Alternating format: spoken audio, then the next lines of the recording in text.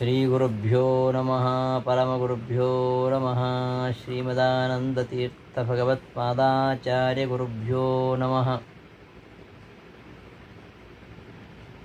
ಓಂ ಲೌಕಿಕ ವೈದಿಕ ಭೇದ ಭಿನ್ನ ವರ್ಣಾತ್ಮಕ ಧ್ವನ್ಯಾತ್ಮಕ ಶೇಷಶಬ್ದಾರ್ಥ ಋಗಾದಿ ಸರ್ವವೇದಾರ್ಥ ವಿಷ್ಣುಮಂತ್ರಾರ್ಥ ಪರಿಸುಸೂಕ್ತಾರ್ಥ ಗಾಯತ್ರ್ಯರ್ಥವಾಸುದೇವದ್ವಾದಶಾಕ್ಷರ ಅಂತರ್ಗತ ಆದ್ಯ ಅಷ್ಟಾಕ್ಷರಾರ್ಥ ಶ್ರೀಮನ್ನಾರಾಯಣ ವಾಸುದೇವ ದ್ವಾದಶಾಕ್ಷರ ಮಂತ್ರಾಂತರ್ಗತ ಚತುರಕ್ಷರಾರ್ಥ ವ್ಯಾಹೃತ್ಯರ್ಥ ಮಾತೃಕಾ ಮಂತ್ರಾರ್ಥ ಪ್ರಣವೋಪಾಸಕಾನಾಂ. ಆರಂಭ ಹೀಗಾಗತ್ತೆ. ಪ್ರಾತಃಸಂಕಲ್ಪ ಗದ್ಯ ರಾಘವೇಂದ್ರ ಗುರುಸಾರ್ವಭೌಮರು ರಚನೆ ಮಾಡಿರ್ತಕ್ಕಂಥ ಒಂದು ವಿಶಿಷ್ಟವಾಗಿರತಕ್ಕಂತಹ ಕೃತಿ. ಇದರಲ್ಲಿ ಭಗವಂತನ ಹಾಗೂ ವಾಯುದೇವರ ವಿಶೇಷವಾಗಿರತಕ್ಕಂತಹ ಮಹಿಮೆಯನ್ನು ಇಲ್ಲಿ ನಿರೂಪಣೆ ಮಾಡ್ತಾರೆ. ಪ್ರತಿಯೊಬ್ಬ ವ್ಯಕ್ತಿಗಳ ಜೀವನದಲ್ಲಿ ಈ ವಾಯುದೇವರ ಹಾಗೂ ಭಗವಂತನ ಒಂದು ಪಾತ್ರ ಬಹಳ ಇದೆ. ಮನುಷ್ಯನಾಗಿ ಹುಟ್ಟಿದ ಮೇಲೆ ಅದರಲ್ಲಿಯೂ ಮಾನುಷೋತ್ತಮವಾಗಿರತಕ್ಕಂತಹ ವೈಷ್ಣವ ಜನ್ಮ. ಇಂತಹ ವೈಷ್ಣವ ಜನ್ಮ ಬಂದಾಗ ಯಾವ ಸಾಧನೆ ಮಾಡದೆ ಹೋದರೆ ಈ ವೈಷ್ಣವ ದೇಹ ವ್ಯರ್ಥವಾಗಿ ಹೋಗುತ್ತೆ.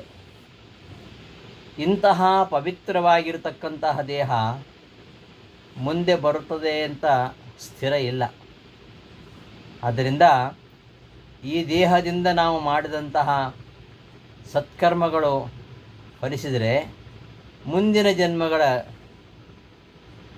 ಜನ್ಮಗಳಿಗೆ ಅದು ದಾರಿಯಾಗತ್ತೆ.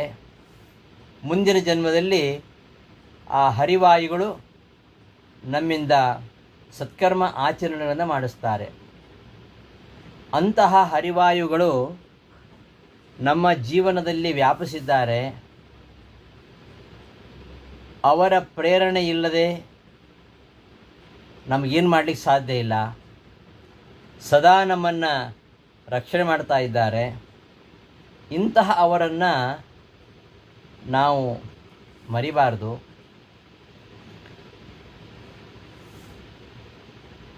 ಭಗವಂತನನ್ನು, ಅವನ ಚೈತನ್ಯಮಯವಾಗಿರತಕ್ಕಂತಹ ಪ್ರತೀಕ ವಾಯುದೇವರನ್ನು ನಾವು ಯಾವತ್ತೂ ಮರಿಬಾರ್ದು.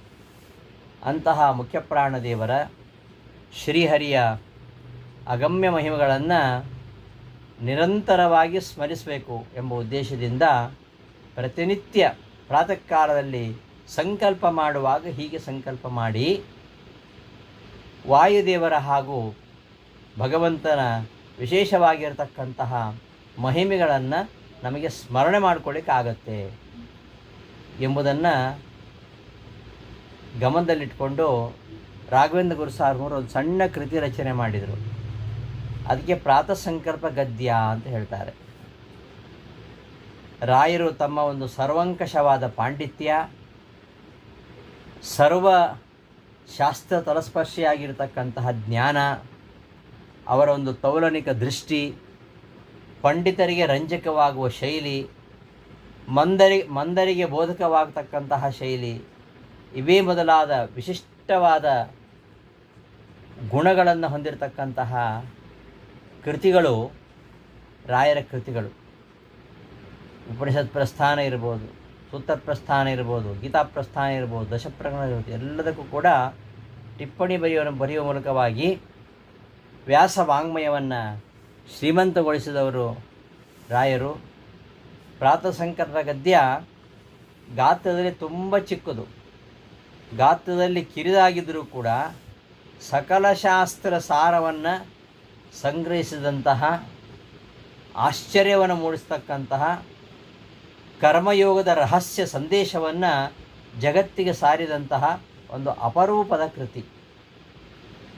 ಇಂತಹ ಪ್ರಾತಃ ಸಂಕಲ್ಪ ಗದ್ಯ ಇದು ಬರೀ ಕೃತಿಯಲ್ಲ, ಇದು ಹರಿಸರ್ವೋತ್ತಮತ್ವ, ವಾಯು ಜೀವೋತ್ತಮತ್ವಗಳ ತುಂಗಭದ್ರೆ ಇದರಲ್ಲಿ ಹರಿದಿವೆ.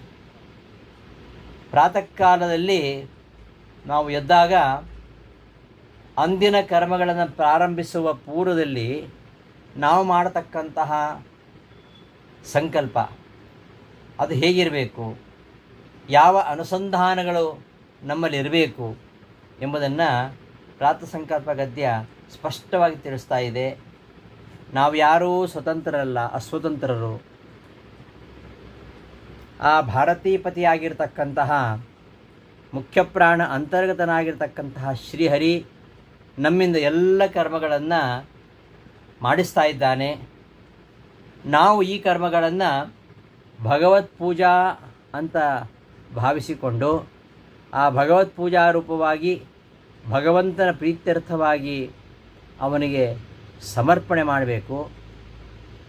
ಈ ಒಂದು ಮನೋಭಾವನೆಯಿಂದ ನಾವು ನಮ್ಮ ಅಂದಿನ ಕಾರ್ಯಗಳನ್ನು ಪ್ರಾರಂಭಿಸಿ ಹಾಗೂ ನಾವು ಮಾಡಿದಂತಹ ಎಲ್ಲ ಕರ್ಮಗಳನ್ನು ಭಗವಂತನಿಗೆ ಸಮರ್ಪಣೆ ಮಾಡಿದರೆ ಅವುಗಳು ಯಾವತ್ತೂ ನಮಗೆ ಬಂಧಕ ಆಗೋದಿಲ್ಲ. ಇಂತಹ ಒಂದು ಸಂಕಲ್ಪ ಪದ್ಧತಿಯನ್ನು ರಾಘವೇಂದ್ರ ಗುರುಸಾರ್ವಭೌಮರು ಈ ಗದ್ಯದಲ್ಲಿ ವಿಸ್ತಾರವಾಗಿ ತಿಳಿಸ್ತಾರೆ. ಅಂತಹ ಪ್ರಾತಃ ಸಂಕಲ್ಪ ಗದ್ಯ ಇದು ನಮಗೆಲ್ಲರಿಗೂ ಬಹಳ ಶಾಸ್ತ್ರಾರ್ಥಗಳನ್ನು ತಿಳ್ಕೊಳ್ಳಿಕ್ಕೆ ಸುಲಭವಾಗಿರ್ತಕ್ಕಂತಹ ಉಪಾಯ. ಇದನ್ನು 5 ಘಟ್ಟಗಳಲ್ಲಿ ವಿಭಜನೆ ಮಾಡಿದ್ದಾರೆ ರಾಯರು. 5 ವಿಶೇಷಣಗಳಿಂದ 5 ಘಟ್ಟಗಳಲ್ಲಿ ಇದನ್ನು ರಚನೆ ಮಾಡಿದ್ದಾರೆ. ಒಂದೊಂದು ಘಟ್ಟದಲ್ಲಿ ಅನೇಕ ಪ್ರಮೇಯಗಳನ್ನು ತೋರಿಸ್ಕೊಡ್ತಾರೆ. ಇದು ಕೇಳ್ತಾ ಓದ್ತಾ ಬಹಳ ಸುಲಭ ಅಂತ ಅನಿಸುತ್ತೆ.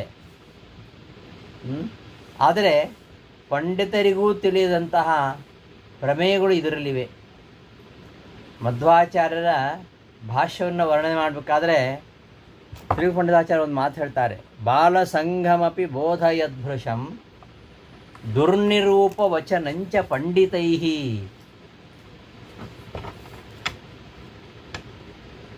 ಬಾಲಕರಿಗೂ ತಿಳಿಯುವಂಥದ್ದು, ಪಂಡಿತರಿಗೂ ತಿಳಿಯದಂಥದ್ದು ಅಂತಹ ಪ್ರಮೇಯಗಳಿಂದ ಕೂಡಿರುವಂಥದ್ದು ಶ್ರೀಮದಾಚಾರ್ಯರ ಭಾಷ್ಯ ಅಂತ ಹೇಳ್ತಾರೆ. ನಮ್ಮಂತಹ ಮಂದಮತಿಗಳಿಗೆ ಗಹನವಾಗಿರ್ತಕ್ಕಂಥ ಅರ್ಥಗಳನ್ನು, ವಿಶೇಷಾರ್ಥಗಳನ್ನು ತಿಳ್ಕೊಳ್ಬೇಕು ಅಂತ ಅಭಿರುಚಿ ನಮಗೆ ಹುಟ್ಟಬೇಕಾದ್ರೆ ಈ ಗದ್ಯದ ತಾತ್ಪರ್ಯಾರ್ಥವನ್ನು ನಾವು ತಿಳ್ಕೊಳ್ಬೇಕು. ಇದನ್ನು ಈ ಪ್ರಾತಃ ಸಂಕಲ್ಪ ಗದ್ಯವನ್ನು ಅರ್ಥಾನುಸಂಧಾನಕ್ಕೆ ಅನುಕೂಲವಾಗುವ ರೀತಿಯಲ್ಲಿ 5 ಘಟ್ಟಗಳಲ್ಲಿ ವಿಭಜನೆ ಮಾಡಿದ್ದಾರೆ. ಬಹಳ ಒಂದು ಸುಂದರವಾಗಿರತಕ್ಕಂತಹ ನಿರೂಪಣೆ. ಇಲ್ಲಿ ಬರುವಂಥದ್ದು ಅಸ್ಮದಾದಿಗುರುಣಾಂ ಶ್ರೀಮದಾನಂದ ತೀರ್ಥ ಶ್ರೀಮಚ್ಚರಣಾನಾಂ ಅಂತರ್ಯಾಮಿನ್ ಅಂತ ಬರುತ್ತೆ. ಇದು ಮೊದಲ ಘಟ್ಟ. ಅಲ್ಲಿವರೆಗೆ ಮೊದಲ ಘಟ್ಟ. ಅಂತರ್ಯಾಮಿನ್ ಯಾರು? ಪರಮಾತ್ಮ. ಯಾರು ಅಂತರ್ಯಾಮಿ? ಅಸ್ಮದಾದಿಗುರುಣಾಂ ಶ್ರೀಮದಾನಂದ ತೀರ್ಥ ಶ್ರೀಮಚ್ಚರಣಾನಾಂ ಅಂತರ್ಯಾಮಿನ್.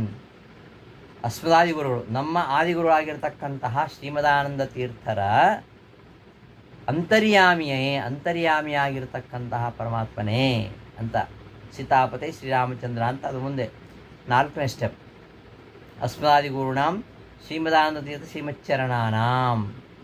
ಈ ಶ್ರೀಮದಾನಂದ ತೀರ್ಥ ಶ್ರೀಮಚ್ಚರಣಾನಾಂ ಉಂಟಲ್ಲ, ಇದಕ್ಕೆ ವಿಶೇಷಣಗಳೆಲ್ಲ ಈ ಮೊದಲ ಘಟ್ಟದಲ್ಲಿ ಇವೆ.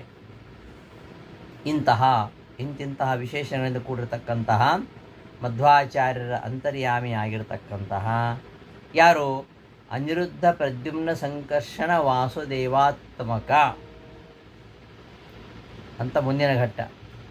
ಅನಿರುದ್ಧ ಪ್ರದ್ಯುಮ್ನ ಸಂಕರ್ಷಣ ವಾಸುದೇವ ರೂಪಿಯಾಗಿರ್ತಕ್ಕಂತಹ ಪರಮಾತ್ಮನೇ ಶ್ರೀಮಧ್ವವಲ್ಲಭ ಶ್ರೀ ಲಕ್ಷ್ಮೀ ವೇದವ್ಯಾಸಾತ್ಮಕ ಅಂತ ವರ್ಣನೆ ಮಾಡ್ತಾರೆ. ಅದಾದಮೇಲೆ ಮುಂದೆ ಶ್ರೀಮದ್ ಹನುಮದ್ ಉಪಾಸಿತ ಚರಣ ಸೀತಾಪತೆ ಶ್ರೀರಾಮಚಂದ್ರ. ಇದಿಷ್ಟು ಎರಡನೇ ಘಟ್ಟ. ಮೊದಲನೇದು ಬರೀ ವಾಯುದೇವರದು. ಶ್ರೀಮದಾನಂದ ತೀರ್ಥ ಭಗವತ್ಪಾದ ಶ್ರೀಮಚ್ಚರಣಾನಾಂ ಅಂತರ್ಯಾಮಿನ್. ಇದು ಮೊದಲ ಘಟ್ಟ. ಅಂತರ್ಯಾಮಿ ಆದವನು ಯಾರು? ಪರಮಾತ್ಮ. ಅವನು ಎಂಥವನು? ಅನಿರುದ್ಧ ಪದ್ಯಮ್ನ ಸಂಕರ್ಷಣ ವಾಸುದೇವಾತ್ಮಕ ಶ್ರೀಮಧ್ವವಲ್ಲಭ ಶ್ರೀ ಲಕ್ಷ್ಮೀ ವೇದವ್ಯಾಸಾತ್ಮಕ ಶ್ರೀಮದ್ ಹನುಮದ್ ಉಪಾಸಿತ ಚರಣ ಸೀತಾಪತೆ ಶ್ರೀರಾಮಚಂದ್ರ. ಇದಿಷ್ಟು ಪರಮಾತ್ಮನಿಗೆ ಸಂಬಂಧಪಟ್ಟಂತಹ ವಿಶೇಷಣಗಳು. ಅವನ ಮಹಿಮೆಗಳೆಲ್ಲ ಈ ಭಾಗದಲ್ಲಿ ಬರ್ತದೆ. ಮೊದಲ ಘಟ್ಟದಲ್ಲಿ ವಾಯುದೇವರ ಮಹಿಮೆ, ಎರಡನೇ ಘಟ್ಟದಲ್ಲಿ ಪರಮಾತ್ಮನ ಮಹಿಮೆ. ಇಂತಹ ಪರಮಾತ್ಮನೇ ನಿನ್ನ ಆಜ್ಞೆಯಂತೆ ನಿಯಮಿತನಾಗಿ, ನಿನ್ನ ಆಜ್ಞೆಯಿಂದ ನೇಮಿಸಲ್ಪಟ್ಟು, ನಿನ್ನ ಆಜ್ಞೆಯಿಂದ ಪ್ರೇರಿಸಲ್ಪಟ್ಟವನಾಗಿ. ಇದು ಮೂರನೇ ಘಟ್ಟ. ತ್ವದಾಜ್ಞೆಯ ನಿಯತೇನ ಶ್ರೀ ಮುಖ್ಯಪ್ರಾಣೀನ ಪ್ರೇರಿತ ಸನ್. ನಿನ್ನ ಆಜ್ಞೆಯಿಂದ ನೇಮಿಸಲ್ಪಟ್ಟಂತಹ ಪರಮಾತ್ಮನಿಗೆ ಇದು. ಹೇ ಪರಮಾತ್ಮನೇ, ನಿನ್ನ ಆಜ್ಞೆಯಿಂದ ನೇಮಿಸಲ್ಪಟ್ಟಂತಹ ಮುಖ್ಯಪ್ರಾಣರಿಂದ ನಾನು ಪ್ರೇರಿತನಾಗಿ ಅಂತ ಪರಮಾತ್ಮನ ಕುರಿತು ಹೇಳ್ತಾ ಇರೋದು. ಪರಮಾತ್ಮ ಕುರಿತು ಹೇಳ್ತಾ ಇರೋದು ಆರಂಭದಲ್ಲಿ. ಎಂಥ ಪರಮಾತ್ಮ? ನಮ್ಮ ಆದಿಗುರುಳಾಗಿರ್ತಕ್ಕಂತಹ ಶ್ರೀಮದಾನಂದ ತೀರ್ಥ ಭಗವತ್ಪಾದರ ಅಂತರ್ಯಾಮಿಯಾಗಿರ್ತಕ್ಕಂಥವನೇ. ನೀನೆಂಥವನು? ಅನಿರುದ್ಧ ಪ್ರದ್ಯುಮ್ನ ಸಂಕರ್ಷಣ ವಾಸುದೇವಾತ್ಮಕ ಶ್ರೀಮಧ್ವಲ್ಲಭ ಶ್ರೀ ಲಕ್ಷ್ಮೀ ವೇದವ್ಯಾಸಾತ್ಮಕ ಶ್ರೀಮದ್ ಹನುಮದ ಉಪಾಸಿತ ಚರಣ ಸೀತಾಪತೆ ಶ್ರೀರಾಮಚಂದ್ರ. ಇಂತಹ ಶ್ರೀರಾಮನೇ, ನಿನ್ನ ಆಜ್ಞೆಯಂತೆ ನನಗೆ ಪ್ರೇರಣೆ ಮಾಡಲು ನೇಮಿಸಲ್ಪಟ್ಟವನು ಮುಖ್ಯಪ್ರಾಣ. ನಿನ್ನ ಆಜ್ಞೆಯಂತೆ ನಿಯತೆಯನ್ನು ನೇಮಿಸಲ್ಪಟ್ಟಂತಹ ಮುಖ್ಯಪ್ರಾಣನಿಂದ ಪ್ರೇರಿತ ಸನ್, ನಾನು ಪ್ರೇರಿಸಲ್ಪಟ್ಟವನಾಗಿ ಅನ್ನೋದು ಮೂರನೇದು. ಈ ನಾಲ್ಕನೇದ್ದೇನು? ಪ್ರೇರಿತನಾಗೇನು? ಶಯನಾ ಸಮುತ್ಥಾಯ ಅದ್ಯತನಂ ಸವರ್ಣಾಶ್ರಮೋಚಿತಂ ತತ್ಪೂಜಾತ್ಮಕಂ ಕರ್ಮ ಕರಿಷ್ಯೆ. ಇದು ನಾಲ್ಕನೇ ಹಂತ. ಏನು? ಹಾಸಿಗೆಯಿಂದ ಎದ್ದ ಮೇಲೆ ಇವತ್ತಿನ ಕರ್ಮ, ಇವತ್ತು ನಾನು ಮಾಡಬೇಕಾಗಿರತಕ್ಕಂತಹ ನನ್ನ ವರ್ಣ ಹಾಗೂ ಆಶ್ರಮ, ನನ್ನ ವರ್ಣ ಹಾಗೂ ಆಶ್ರಮ, ಇದಕ್ಕೆ ಉಚಿತವಾಗಿರತಕ್ಕಂತಹ ಇವತ್ತು ಮಾಡಬೇಕಾಗಿರತಕ್ಕಂತಹ ಕರ್ಮ ಏನಿದೆ ಅದನ್ನು ನಾನು ಮಾಡುತ್ತೇನೆ. ಶ್ರೀಮದ್ ಹನುಮಸಿದ ಉಪಾಸಿತ ಚರಣ ಸೀತಾಪತಿ ಶ್ರೀರಾಮಚಂದ್ರನೇ, ನಾನು ನಿದ್ರೆಯಿಂದ ಎಚ್ಚೆತ್ತು ನಿನ್ನ ಆಜ್ಞಾಧಾರಿಯಾದ ಮುಖ್ಯಪ್ರಾಣನಿಂದ ಪ್ರೇರಿತನಾಗಿ ಸ್ವರ್ಣಾಶ್ರಮ ಉಚಿತವಾಗಿರತಕ್ಕಂತಹ ಮತ್ತು ನಿನ್ನ ಪೂಜಾರೂಪವಾಗಿರತಕ್ಕಂತಹ ನಿನ್ನ ಎಲ್ಲ ಕಾರ್ಯಗಳನ್ನು ಮಾಡುತ್ತೇನೆ. ನಾನು ಮಾಡ್ತೇನಪ್ಪ, ಉಳಿದವ್ರು ಏನು ಬೇಕಾದರೂ ಮಾಡಲಿ ಅನ್ನುವ ಧೋರಣೆ ಇವತ್ತು ನಮ್ಮದು ಅಲ್ವಾ? ನಾನಂತೂ ಮಾಡ್ತೀನಿ, ನನ್ನ ಮಕ್ಕಳು ಏನು ಮಾಡ್ತಾರೋ ಬಿಡ್ತಾರೋ ಗೊತ್ತಿಲ್ಲ, ನಾನಂತೂ ಮಾಡ್ಕೊಂಡು ಹೋಗ್ತೀನಿ. ನಾವು ಮಾಡೋದು ಮಾತ್ರ ಅಲ್ಲ, ಮಾಡಿಸೋ ಜವಾಬ್ದಾರಿ ಇದೆ ಅಂತ. ನೀನು ಮಾತ್ರ ಮಾಡೋದಲ್ಲ, ನಿನ್ನವರಿಂದಲೂ ಮಾಡಿಸಬೇಕು ಅಂತ. ನನ್ನ ಆಜ್ಞಾಪಾಲಕರಾಗಿರತಕ್ಕಂತಹ ವಿದ್ಯಾ ಸಂಬಂಧಿಗಳಾದ, ದೇಹ ಸಂಬಂಧಿಗಳಾದ ನಿನ್ನ ಎಲ್ಲ ಭಕ್ತ ಜನರಿಂದ ನಿನ್ನ ಸಂಬಂಧಿಯಾದ ಸಕಲ ಕಾರ್ಯಗಳನ್ನು ಮಾಡಿಸ್ತೇನೆ. ನೋಡಿ ಎಷ್ಟು ಚೆನ್ನಾಗಿದೆ. ಮದಾಜ್ಞಾಕಾರಿಭಿ ವಿದ್ಯಾ ಸಂಬಂಧಿಭಿ ದೇಹ ಸಂಬಂಧಿಭಿಶ್ಚ ತ್ವದೀಯೈ ಅಶೇಷೈ ಜನೈ ತ್ವತ್ಕರ್ಮ ಕಾರಯಿಷ್ಯೇ ಚ. ನಾಲ್ಕನೇ ಘಟ್ಟದಲ್ಲಿ ನಾನು ಮಾಡ್ತೇನೆ ಅಂತ ಹೇಳಿತು. ತ್ವದಾಜ್ಞೆಯ ನಿಯತೇನ ಮುಖ್ಯಪ್ರಾಯಣ ಪ್ರೇರಿತ ಸನ್ ಶಯನಾತ್ ಸಮುತ್ಥಾಯ, ಹಾಸಿಯಿಂದ ಎದ್ದು ಇವತ್ತು ನನ್ನ ವರ್ಣಾಶ್ರಮೋಚಿತವಾಗಿರತಕ್ಕಂತಹ ಏನು ಕರ್ಮ ಇದೆ ಅದನ್ನು ನಿನ್ನ ಪೂಜಾರೂಪವಾಗಿ ಮಾಡ್ತೇನೆ ಅಂತ ನಾಲ್ಕನೇ ಘಟ್ಟ. ನಾನು ಮಾತ್ರ ಮಾಡೋದಲ್ಲ, ನನ್ನವರಿಂದಲೂ ಮಾಡಿಸ್ತೇನೆ. ಯಾರು? ನನ್ನ ಆಜ್ಞಾಕಾರಿಗಳು, ಯಾರು ನನ್ನ ಮಾತು ಕೇಳ್ತಾರೆ ಅವರು, ನನ್ನ ವಿದ್ಯಾ ಸಂಬಂಧಿಗಳು, ದೇಹ ಸಂಬಂಧಿಗಳು. ಅಷ್ಟು ಮಾತ್ರ ಅಲ್ಲ, ತ್ವದೀಯೈ ಅಶೇಷೈ ಜನೈ, ನಿನ್ನ ಸಂಬಂಧಿಯಾಗಿರ್ತಕ್ಕಂಥ ಎಲ್ಲ ಭಕ್ತ ಜನರಿಂದ ಅಶೇಷೈ ಜನೈ ತತ್ಸರ್ವಕರ್ಮ, ನಿನ್ನ ಸಂಬಂಧಿಯಾಗಿರ್ತಕ್ಕಂಥ ಎಲ್ಲ ಕರ್ಮಗಳನ್ನು ನಾನು ಮಾಡಿಸ್ತೇನೆ ಅಂತ 5 ಘಟ್ಟಗಳಲ್ಲಿ ಇದಿರುವಂಥದ್ದು. ಇದನ್ನೇ ಒಂದೊಂದಾಗಿ ಅಲ್ಲಿ ನಿರೂಪಿಸ್ತಾ ಹೋಗ್ತಾರೆ. ಆರಂಭದ ಗದ್ಯದಲ್ಲಿ ಏನಿದೆ, ಲೌಕಿಕ ವೈದಿಕ ಭೇದ ಭಿನ್ನ ವರ್ಣಾತ್ಮಕ ಧ್ವನ್ಯಾತ್ಮಕ ಅಶೇಷ ಶಬ್ದಾರ್ಥ ಋಗಾದಿ ಸರ್ವ ವೇದಾರ್ಥ ವಿಷ್ಣು ಮಂತ್ರಾರ್ಥ ಪರಿಸೂಕ್ತಾರ್ಥ ಗಾಯತ್ರ್ಯರ್ಥ ಶ್ರೀಮನ್ನಾರಾಯಣ ಅಷ್ಟಾಕ್ಷರ ಮಂತ್ರಾರ್ಥ ವಾಸುದೇವ ದ್ವಾದಶಾಕ್ಷರ ಮಂತ್ರಾಂತರ್ಗತ ಅಂತ್ಯ ಚತುರಕ್ಷರಾರ್ಥ ವ್ಯಾಹೃತ್ಯರ್ಥ ಮಾತೃಕಾ ಮಂತ್ರಾರ್ಥ ಪ್ರಣವೋಪಾಸಕಾನಾಂ. ಪ್ರಣವೋಪಾಸಕರಾಗಿರ್ತಕ್ಕಂತಹ ಮುಖ್ಯಪ್ರಾಣ ಅವತಾರಭೂತರಾಗಿರತಕ್ಕಂತಹ ಮುಖ್ಯಪ್ರಾಣದೇವರಿಗೆ ಮುಖ್ಯಪ್ರಾಣದೇವರ ಅಂತರ್ಯಾಮಿಯಾಗಿರ್ತಕ್ಕಂಥ ಪರಮಾತ್ಮ ಅಂತ ಮುಂದೆ ಅನ್ವಯ ಮಾಡಿಕೊಳ್ತಾ ಹೋಗೋದು. ಹೀಗೆ ಇಂತಹ ಭಾರತೀಯರುಣ ಮುಖ್ಯಪ್ರಾಣ ಅಂತರ್ಯಾಮಿಯಾಗಿರ್ತಕ್ಕಂತಹ ಪರಮಾತ್ಮನನ್ನು ಉದ್ದೇಶಿಸಿ ಅವನ ಕರ್ಮಗಳನ್ನು ನಾನು ಮಾಡ್ತೇನೆ ಅಂತ ಸಂಕಲ್ಪ ಮಾಡುವಂಥದ್ದು ಈ ಪ್ರಾತಸಂಕಲ್ಪದ ತಿರುಳು. ಅದಕ್ಕೆ ಪೂರಕವಾಗಿ ಅನೇಕ ವಿಶೇಷಣಗಳನ್ನು ಹೇಳುವ ಮೂಲಕವಾಗಿ ಅವರಿಬ್ಬರ ಮಹಿಮೆಗಳನ್ನು ರಾಯರು ನಮ್ಮ ಮುಂದೆ ತೆರೆದಿಡ್ತಾರೆ.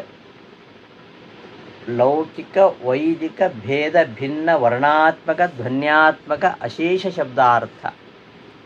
ಏನು ಹೇಳ್ತಾ ಇದ್ದಾರೆ ಇಲ್ಲಿ ಅಂದರೆ, ಈ ಮಧ್ವಾಚಾರ್ಯರು ಅಥವಾ ವಾಯುದೇವರು ಪ್ರಣವ ಮಂತ್ರ ಉಪಾಸನೆಯಲ್ಲಿ ಮುಖ್ಯ ಅಧಿಕಾರಿಗಳು ಅನ್ನೋ ತಾತ್ಪರ್ಯ.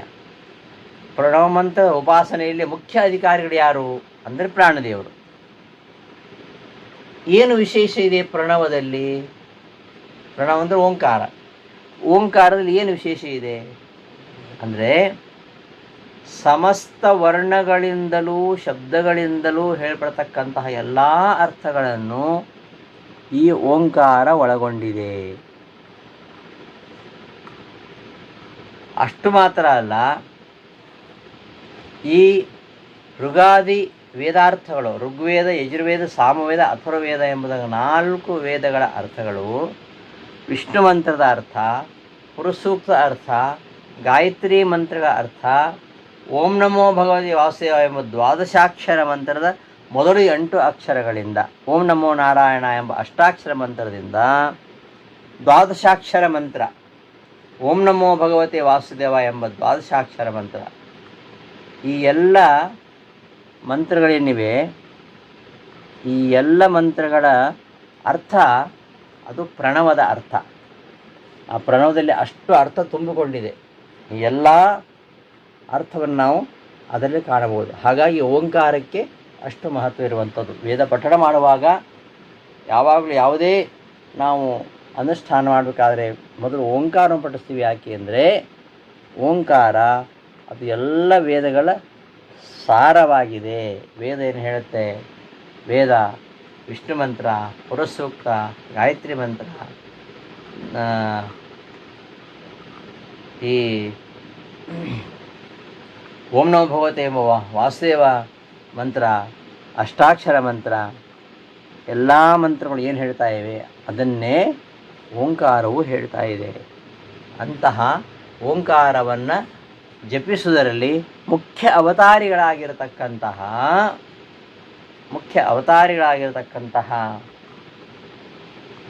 ಮುಖ್ಯಪ್ರಾಣದೇವರೇ,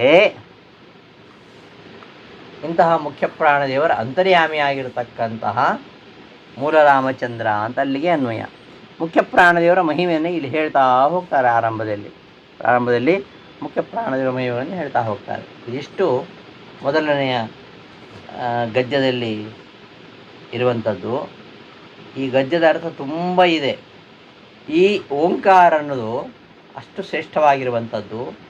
ಇದನ್ನು ಈ ಓಂಕಾರ ಮಂತ್ರದ, ಪ್ರಣವ ಮಂತ್ರದ ಉಪಾಸನೆಯಲ್ಲಿ ಮುಖ್ಯ ಅಧಿಕಾರಿಗಳು ಮುಖ್ಯ ಪ್ರಾಣದೇವರು ಅಂತ ಹೇಳ್ತಾ, ಪ್ರಣವದಲ್ಲಿ ಏನು ಅರ್ಥ ಇದೆ, ಪ್ರಣವ ಪ್ರತಿಪಾದ್ಯವಾಗಿರತಕ್ಕಂತಹ ಅರ್ಥ ಏನು, ಅದನ್ನು ಈ ಮೊದಲನೇ ಗದ್ಯದಲ್ಲಿ ರಾಯರು ತುಂಬಿಸಿಟ್ಟಿದ್ದಾರೆ. ಲೌಕಿಕ ವೈದಿಕ ಭಿನ್ನ ವರ್ಣಾತ್ಮಕ ಧ್ವನ್ಯಾತ್ಮಕ ಅಶೇಷ ಶಬ್ದಾರ್ಥ. ಲೌಕಿಕ ವೈದಿಕ ಭೇದ ಭಿನ್ನ. ಲೌಕಿಕ ವೈದಿಕಗಳೆಂಬ ವ್ಯವಹಾರದಿಂದ ಎರಡು ರೀತಿಯಾಗಿ ಇದೆ. ಲೌಕಿಕ ಶಬ್ದಗಳು, ವೈದಿಕ ಶಬ್ದಗಳು. ಈ ಲೌಕಿಕ ವೈದಿಕ ಎಂಬ ಭೇದ ವ್ಯವಹಾರದಿಂದ ಭಿನ್ನವಾಗಿವೆ.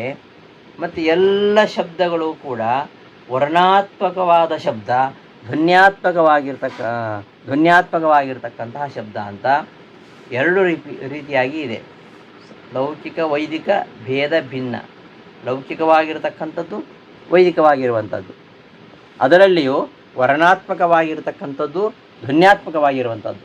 ಇಂತಹ ಅಶೇಷ ಶಬ್ದಾರ್ಥ, ಎಲ್ಲ ಶಬ್ದಗಳ ಅರ್ಥವನ್ನು ಹೇಳ್ತಕ್ಕಂತಹ ಋಗಾದಿ ಸರ್ವ ವೇದಾರ್ಥ ಏನಿದೆ, ಆ ವೇದಾರ್ಥದ ಅರ್ಥಭೂತವಾಗಿರುವಂಥದ್ದು ವಿಷ್ಣು ಮಂತ್ರಾರ್ಥ, ಅದರ ಅರ್ಥಭೂತವಾಗಿರುವಂಥದ್ದು ಪುರುಷ ಸೂಕ್ತಾರ್ಥ, ಅದರ ಅರ್ಥಭೂತವಾಗಿರುವಂಥದ್ದು ಗಾಯತ್ರ್ಯರ್ಥ, ಅದರ ಅರ್ಥಭೂತವಾಗಿರುವಂಥದ್ದು ದ್ವಾದಶ ಮಂತ್ರಾಕ್ಷರ, ನಾರಾಯಣ ಅಷ್ಟಾಕ್ಷರ. ಹೀಗೆ ಎಲ್ಲ ಮಂತ್ರಗಳ ಅರ್ಥ ಏನಿವೆ ಅಂತಹ ಅರ್ಥವನ್ನು ಹೇಳ್ತಕ್ಕಂತಹ ಏನು ಅಕಾರಾದಿ 50 ವರ್ಣಗಳು, ಮಾತೃಕಾ ಮಂತ್ರ ಅಂತ ಹೇಳ್ತಾರೆ. ಅದಕ್ಕೆ ಮುಂದೆ ಹೇಳ್ತೇನೆ. ಈ ವರ್ಣಗಳಿಂದ ಪ್ರತಿಪಾದ್ಯವಾಗಿರತಕ್ಕಂತಹ ಭಗವದ್ ರೂಪಗಳನ್ನು ಈ ಓಂಕಾರ ಪ್ರತಿಪಾದಿಸ್ತಾ ಇದೆ. ಮಧ್ವಾಚಾರ್ಯರು ಓಂಕಾರ ಜಪ ಮಾಡ್ತಾ ಎಲ್ಲ ರೂಪಗಳನ್ನು ಚಿಂತನೆ ಮಾಡ್ತಾರೆ. ಅಂತಹ ಪ್ರಣವೋಪಾಸಕಾನಾಂ ಪದ ಅರ್ಥ ಹೇಳ್ತೀನಿ ನೋಡಿ. ಲೌಕಿಕ ವೈದಿಕ ಭಿನ್ನ. ಲೌಕಿಕ ವೈದಿಕಗಳೆಂಬ ಭೇದ ವ್ಯವಹಾರದಿಂದ ಭಿನ್ನಗಳಾದ ವರ್ಣಾತ್ಮಕ ಧ್ವನ್ಯಾತ್ಮಕ, ವರ್ಣರೂಪವೂ ಆದ ಧ್ವನಿರೂಪವೂ ಆದ ಅಶೇಷ ಶಬ್ದಾರ್ಥ, ಸಕಲ ಶಬ್ದಾರ್ಥಗಳನ್ನು ಋಗಾದಿ ಸರ್ವ ವೇದಾರ್ಥ, ಋಗ್ವೇದ ಮೊದಲಾದ ವೇದಗಳ ಅರ್ಥಭೂತವಾದ ವಿಷ್ಣು ಮಂತ್ರಾರ್ಥ, ವಿಷ್ಣು ಮಂತ್ರದ ಅರ್ಥವನ್ನು, ಪುರುಷ ಸೂಕ್ತಾರ್ಥ, ಪುರುಷ ಸೂಕ್ತ ಅರ್ಥವನ್ನು, ಗಾಯತ್ರ್ಯರ್ಥ, ಗಾಯತ್ರಿ ಮಂತ್ರ ಅರ್ಥವನ್ನು, ವಾಸುದೇವ ದ್ವಾದಶಾಕ್ಷರ ಮಂತ್ರಾಂತರ್ಗತ, ವಾಸುದೇವ ದ್ವಾದಶಾಕ್ಷರ ಮಂತ್ರದಲ್ಲಿ ಇರತಕ್ಕಂತಹ ಓಂ ನಮೋ ಭಗವತೆ ಎಂಬ 12 ಅಕ್ಷರಗಳ ಮಂತ್ರದಲ್ಲಿ ಇರತಕ್ಕಂತಹ ಆದ್ಯ ಅಷ್ಟಾಕ್ಷರಾರ್ಥ, ಮೊದಲ 8 ಅಕ್ಷರಗಳ ಪ್ರತಿಪಾದ್ಯಗಳಾಗಿರತಕ್ಕಂತಹ ನಾರಾಯಣ ಅಷ್ಟಾಕ್ಷರ ಮಂತ್ರಾರ್ಥ, ಓಂ ನಮೋ ನಾರಾಯಣ ಎಂಬ 8 ಅಕ್ಷರಗಳುಳ್ಳ ಶ್ರೇಷ್ಠ ಮಂತ್ರಗಳಿಂದ ಪ್ರತಿಪಾದ್ಯವಾಗಿರ್ತಕ್ಕಂತಹ ದ್ವಾದಶಾಕ್ಷರ ವಾಸುದೇವ ದ್ವಾದಶಾಕ್ಷರ ಮಂತ್ರಾಂತರ್ಗತ, ವಾಸುದೇವಾದಿ ದ್ವಾದಶಾಕ್ಷರ ಮಂತ್ರಾಂತರ್ಗತವಾಗಿರತಕ್ಕಂತಹ ಅಂತ್ಯ ಚತುರಕ್ಷರಾರ್ಥ, ಕಡೆಯ 4 ಅಕ್ಷರ ಪ್ರತಿಪಾದ್ಯಗಳಾದ ವ್ಯಾಹೃತ್ಯರ್ಥ, ಅದರ ಮುಂದೆ ಹೇಳ್ತೇನೆ. ವ್ಯಾಹೃತ್ಯರ್ಥ ಭೂರಾದಿ ವ್ಯಾಹೃತಗಳಿಂದ ಪ್ರತಿಪಾದ್ಯವಾದ ಮಾತೃಕಾ ಮಂತ್ರಾರ್ಥ, ಅಕಾರಾದಿ 50 ವರ್ಣ ಪ್ರತಿಪಾದ್ಯಗಳಾದ ಭಗವದ್ ರೂಪಗಳನ್ನು ಪ್ರತಿಪಾದಿಸ್ತಕ್ಕಂತಹ ಅರ್ಥಗಳುಳ್ಳಂತಹ ಪ್ರಣವೋಪಾಸಕಾನಾಂ, ಪ್ರಣವ ಮಂತ್ರೆಯಲ್ಲಿ ಮುಖ್ಯ ಅಧಿಕಾರಿಗಳಾಗಿರ್ತಕ್ಕಂತಹ ವಾಯುದೇವರ. ಇಷ್ಟು ಈ ಗದ್ಯದ ಅರ್ಥ. ಇಲ್ಲಿ ಲೌಕಿಕ ವೈದಿಕ ಭೇದದಿಂದ ಸಮಸ್ತ ವರ್ಣ ಪ್ರಪಂಚ ಬಹುಪ್ರಕಾರವಾಗಿದೆ. ಕೆಲವು ವರ್ಣಗಳು ಲೌಕಿಕ ವರ್ಣಗಳು, ಕೆಲವು ವೈದಿಕ ವರ್ಣಗಳು.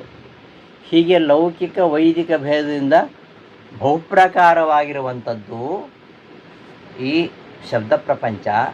ಅದರಲ್ಲಿ ಸಮಸ್ತ ವರ್ಣಗಳಿಂದಲೂ ಸಮಸ್ತ ಶಬ್ದಗಳೆಂದು ಹೇಳ್ಪಡ್ತಕ್ಕಂತಹ ಎಲ್ಲ ಅರ್ಥಗಳು ಅದು ಯಾವುದು ಅಂದರೆ ಋಗಾದಿ ವೇದಾರ್ಥ. ಋಗಾದಿ ವೇದಾರ್ಥಗಳನ್ನು, ವಿಷ್ಣು ಮಂತ್ರ, ಪುರುಷ ಸೂಕ್ತ ಮತ್ತು ಗಾಯತ್ರಿ ಮಂತ್ರಗಳ ಅರ್ಥಗಳನ್ನು ಯಾವುದು ಹೇಳ್ತಾ ಇದೆ?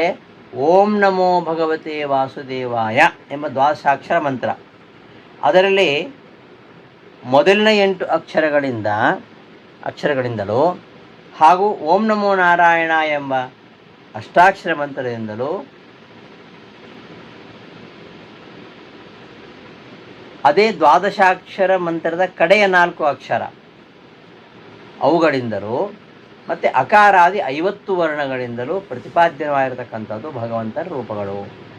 ಏನು 50 ಅಕ್ಷರಗಳಿವೆ, 50 ಅಕ್ಷರಗಳಿಂದಲೂ ಭಗವಂತನ ಒಂದೊಂದು ರೂಪವನ್ನು ನಾವು ನೋಡ್ಬೋದು. ಋತುನ್ಯಾಸ ಮಾತೃನ್ಯಾಸದಲ್ಲಿ ನಾವು ಹೇಳ್ತೀವಲ್ಲ, ಅವೆಲ್ಲ ಅದೇ ರೂಪಗಳು. ಅಂತಹ ಅರ್ಥ ವಿಶೇಷಗಳನ್ನು ಒಳಗೊಂಡಿರುವಂಥದ್ದು ಯಾವುದು? ಪ್ರಣವ ಮಂತ್ರ. ಇಂತಹ ಪ್ರಣವ ಮಂತ್ರವನ್ನು ಎಲ್ಲರೂ ಉಪದೇಶ ಮಾಡಲಿಕ್ಕೆ ಆಗೋದಿಲ್ಲ. ಪ್ರಣವ ಮಂತ್ರ ಉಪದೇಶ ಅಧಿಕಾರಿಗಳು ಮುಖ್ಯ ಅಧಿಕಾರಿಗಳು ಮುಖ್ಯ ಪ್ರಾಣದೇವರು ಅಂತ ಈ ಶ್ಲೋಕದ ತಾತ್ಪರ್ಯ. ಇನ್ನು ಕೆಲವು ವಿಷಯಗಳನ್ನು ಇಲ್ಲಿ ಹೇಳ್ತಾ ಹೋಗ್ತೀನಿ. ಇಲ್ಲಿ ಎಲ್ಲ ಅಕ್ಷರಗಳು ಪರಮಾತ್ಮನ ಹೇಳ್ತಾ ಇದೆ. ಈ ಅ ಆ ಈ ಇವೆಲ್ಲ ಏನು ಹೇಳ್ತದೆ? ಇವೆಲ್ಲ ನಿತ್ಯ. ಹೌದು, ಅಕಾರಾದಿ ಅಕ್ಷರಗಳು ನಿತ್ಯ, ಆದರೆ ನಿರ್ವಿಕಾರ. ಅವೆಲ್ಲ ಅಕಾರಾದಿ ಸಂಸ್ಕೃತ ಅಕ್ಷರಗಳು ನಿತ್ಯ ಮತ್ತು ಅವುಗಳಿಗೆ ವಿಕಾರ ಇಲ್ಲ. ಹಾಗಾಗಿ ಸಂಸ್ಕೃತ ಭಾಷೆಯನ್ನು ಅಪ್ರಾಕೃತ ಭಾಷೆ ಅಂತ ಹೇಳ್ತಾರೆ. ಈ ಅಪ್ರಾಕೃತ ಭಾಷೆಯಾಗಿರ್ತಕ್ಕಂತಹ ಸಂಸ್ಕೃತ ಭಾಷೆಯ ವಿಕಾರಗಳೇ ಕನ್ನಡ, ಹಿಂದಿ ಮೊದಲಾದ ಇತರ ಭಾಷೆಗಳು. ಇವೆಲ್ಲ ಪ್ರಾಕೃತ ಭಾಷೆಗಳು. ಈ ಯಾವುದೇ ಭಾಷೆ ತೆಗೆದುಕೊಳ್ಳಿ, ಅಲ್ಲಿರ್ತಕ್ಕಂತಹ ವರ್ಣಗಳು ಅವುಗಳು ಅನಾದಿ ನಿತ್ಯ ಅಪೌರುಷೇಯವಾಗಿವೆ. ಅನಾದಿ ನಿತ್ಯವಾಗಿವೆ, ಅಪೌರುಷೇಯವಾಗಿವೆ. ಯಾವುದರಲ್ಲಿ? ವೇದದಲ್ಲಿ ಬರತಕ್ಕಂತಹ ವೈದಿಕ, ಲೌಕಿಕ, ವೈದಿಕ ಎರಡು ಹೇಳ್ತಾ ಇರೋದಲ್ಲಿ. ಲೌಕಿಕವಾಗಿರ್ತಕ್ಕಂತಹ ಅಕ್ಷರ ಅಂದರೆ ಈ ಪ್ರಾಕೃತವಾಗಿರ್ತಕ್ಕಂತಹ ಕನ್ನಡ, ಹಿಂದಿ ಮೊದಲಾದ ಭಾಷೆಗಳಿರ್ತಕ್ಕಂತಹ ಅಕಾರಾದಿ ಅಕ್ಷರಗಳು. ಅಪ್ರಾಕೃತವಾಗಿರ್ತಕ್ಕಂತಹ 50 ಅಕ್ಷರ ಅಂತ ಸಂಸ್ಕೃತದ ಅಕಾರಾದಿ ಅಕ್ಷರಗಳು. ಎಲ್ಲ ಅಕ್ಷರಗಳಿಗೂ ಒಂದು ವಾಚ್ಯವಾಗಿರ್ತಕ್ಕಂತಹ ಅರ್ಥ ಇದೆ. ಈ ವೈದಿಕವಾಗಿರತಕ್ಕಂತಹ ಏನು ಸಂಸ್ಕೃತ ಭಾಷೆಯ ಒಂದು ಅಪೌರುಷೇಯವಾಗಿರತಕ್ಕಂತಹ ವೇದಗಳೇನಿವೆ, ಆ ವೇದದಲ್ಲಿ ಬರ್ತಕ್ಕಂತಹ ವರ್ಣಗಳು ವೈದಿಕ ವರ್ಣಗಳು. ಹಾಗಾದರೆ ವೇದದಲ್ಲಿ ಬರ್ತಕ್ಕಂತಹ ವರ್ಣಗಳು ವೈದಿಕ ವರ್ಣಗಳು, ಪ್ರಾಕೃತ ಭಾಷೆಯಲ್ಲಿ ಬರ್ತಕ್ಕಂತಹ ವರ್ಣಗಳು ಲೌಕಿಕ ವರ್ಣಗಳು. ಇಂತಹ ವರ್ಣಗಳು ಸೇರಿಕೊಂಡು ಪದಗಳಾಗ್ತವೆ. ಅನೇಕ ಪದಗಳು ಸೇರಿ ವಾಕ್ಯಗಳಾಗ್ತವೆ ಅಲ್ವಾ? ಇಂತಹ ವಾಕ್ಯ ಪದಗಳಿಂದ ಸಕಲ ವರ್ಣಗಳಿಂದಲೂ ಮುಖ್ಯವಾಚ್ಯನಾಗಿರತಕ್ಕಂಥವನು ಪರಮಾತ್ಮ. ಲೌಕಿಕವೇ ಆಗಲಿ, ವೈದಿಕವೇ ಆಗಲಿ, ಆ ಲೌಕಿಕ ವೈದಿಕ ವರ್ಣಗಳ ಮೇಲನವಾದಾಗ ಈ ಅಲ್ಲಿ ಹುಟ್ಟತಕ್ಕಂತಹ ಏನು ಪದಗಳಿವೆ ಅಂತಹ ಪದಗಳಿರ್ಬೋದು, ಪದಪುಂಜವಾಗಿರ್ತಕ್ಕಂತಹ ವಾಕ್ಯಗಳಿರ್ಬೋದು.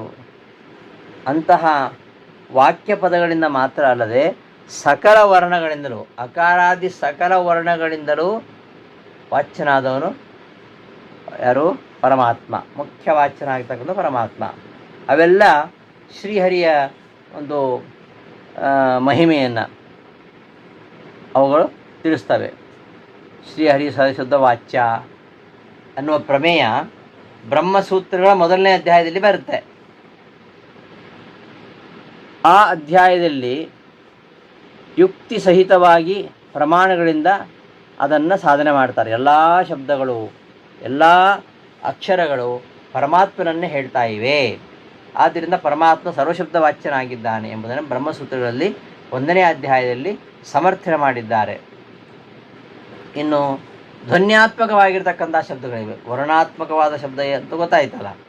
ವರ್ಣಾತ್ಮಕ ಶಬ್ದಗಳು ಲೌಕಿಕವಾಗಿಯೂ ವೈದಿಕವಾಗಿಯೂ ಇವೆ ಅಂತ ಅದೆಲ್ಲ ಹೇಳಿದ್ವಿ. ಈ ಧ್ವನ್ಯಾತ್ಮಕವಾಗಿರ್ತಕ್ಕಂತಹ ವರ್ಣಗಳು ಶಬ್ದ, ಧ್ವನ್ಯಾತ್ಮಕವಾಗಿರ್ತಕ್ಕಂತಹ ಶಬ್ದ ಯಾವುದು?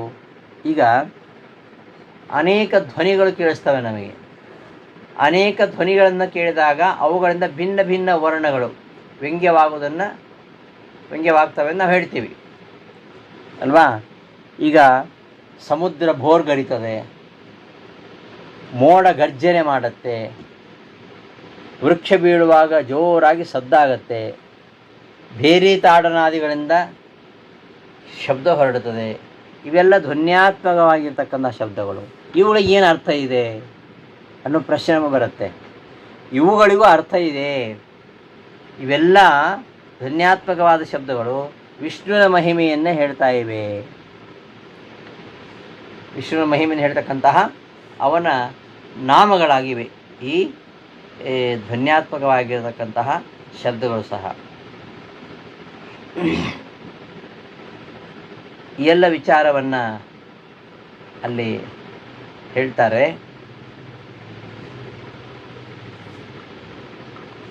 ಈ ಸಮುದ್ರ ಘೋಷೆಯಿಂದ ಈ ಧ್ವನ್ಯಾತ್ಮಕವಾಗಿರತಕ್ಕಂತಹ ಶಬ್ದವನ್ನು ಬೃಹತ್ ಸಂಹಿತೆಯಲ್ಲಿ ನಿರೂಪಣೆ ಮಾಡಿದ್ದಾರೆ. ಈ ಶಬ್ದಗಳನ್ನು ಹೇಗೆ ಸಮನ್ವಯ ಮಾಡೋದು? ಬ್ರಹ್ಮ ಮೊದಲಾದ ಶಬ್ದಗಳನ್ನು ಆ ವಿಷ್ಣುವಿನಲ್ಲಿ ಸಮನ್ವಯ ಮಾಡತಕ್ಕಂತಹ ವಿಚಾರ ಬ್ರಹ್ಮಸೂತ್ರ ಭಾಷೆಗಳಲ್ಲಿ ಬರ್ತದೆ.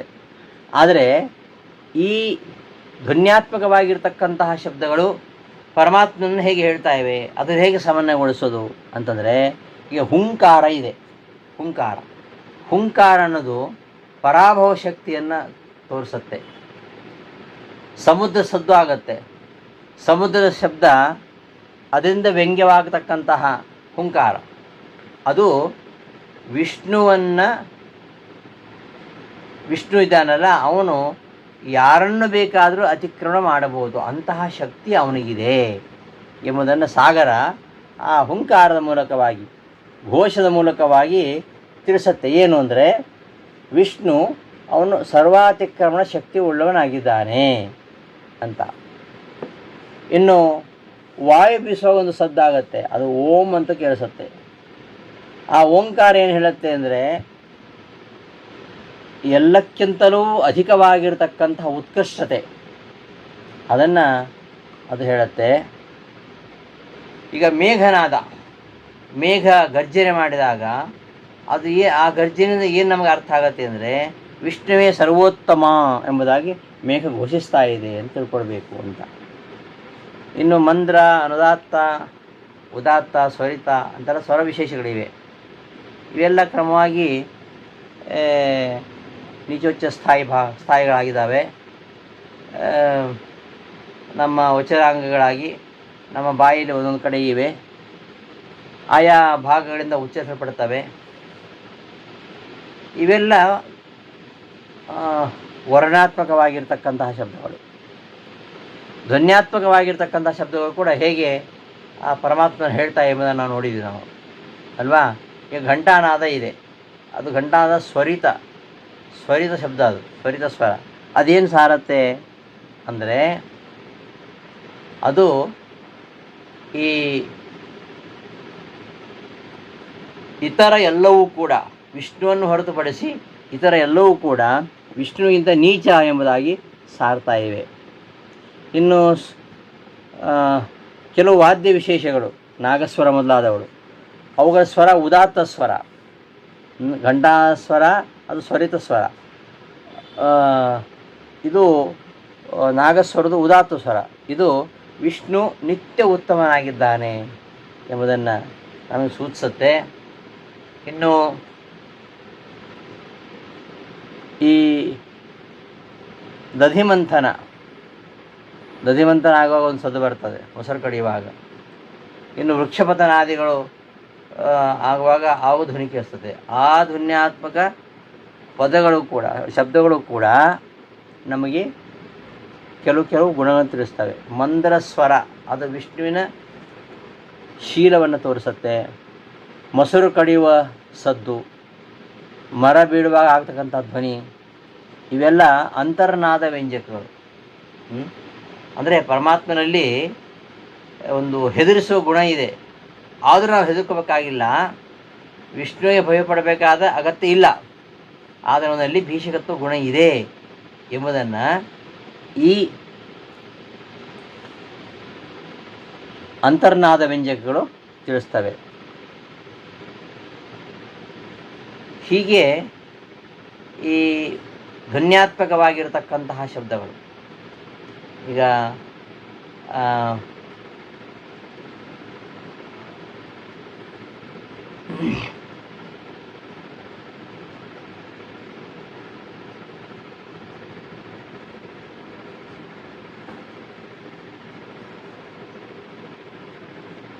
ಇಂತಹ ಧ್ವನ್ಯಾತ್ಮಕವಾದ ಶಬ್ದಗಳು.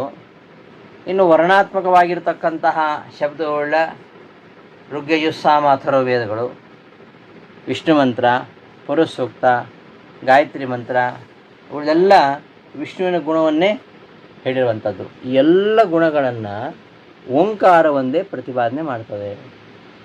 ಓಂಕಾರ ಅದು ಸರ್ವಭಾಗಾತ್ಮಕವಾಗಿದೆ, ಸರ್ವ ಶಬ್ದಾರ್ಥವನ್ನು ಒಳಗೊಂಡಿದೆ.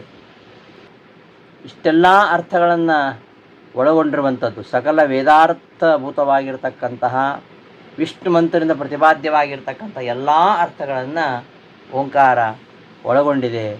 ಅದು ಹೇಗೆ ಎಂಬುದನ್ನು ಮುಂದಿನ ಪಾಠದಲ್ಲಿ ನೋಡೋಣ ಅಂತ ಹೇಳ್ತಾ, ಅಂತಹ ಪ್ರಣವ ಮಂತ್ರವನ್ನು ಉಪಾಸನೆ ಮಾಡತಕ್ಕಂತಹ ಮುಖ್ಯಪ್ರಾಣದೇವರ ಅಂತರ್ಯಾಮಿಯಾಗಿರತಕ್ಕಂತಹ ಶ್ರೀರಾಮಚಂದ್ರನೇ ನಿನ್ನ ಆಜ್ಞೆಯಿಂದ ನೇಮಿಸಲ್ಪಟ್ಟಂತಹ ಮುಖ್ಯಪ್ರಾಣದಿಂದ ಪ್ರೇರಿತನಾಗಿ ನಾನು ಹಾಸಿಗೆಂದೆದ್ದು ನನ್ನ ಕರ್ಮಗಳನ್ನು ಸ್ವರ್ಣಾಶ್ರಮ ಉಚಿತವಾಗಿರತಕ್ಕಂತಹ ಕರ್ಮಗಳನ್ನು ಮಾಡ್ತೇನೆ ಹಾಗೂ ಮಾಡಿಸ್ತೇನೆ ಎಂಬುದಾಗಿ ಇಲ್ಲಿ ನಿರೂಪಣೆ ಮಾಡ್ತಾ ಇದ್ದಾರೆ ಅಂತ ಹೇಳ್ತಾ ಈ ದಿನದ ಪಾಠವನ್ನು ಸಮಾಪ್ತಿಗೊಳಿಸ್ತೇನೆ. ಶ್ರೀಕೃಷ್ಣ ಅರ್ಪಣಮಸ್ತು. ಧನ್ಯವಾದಗಳು.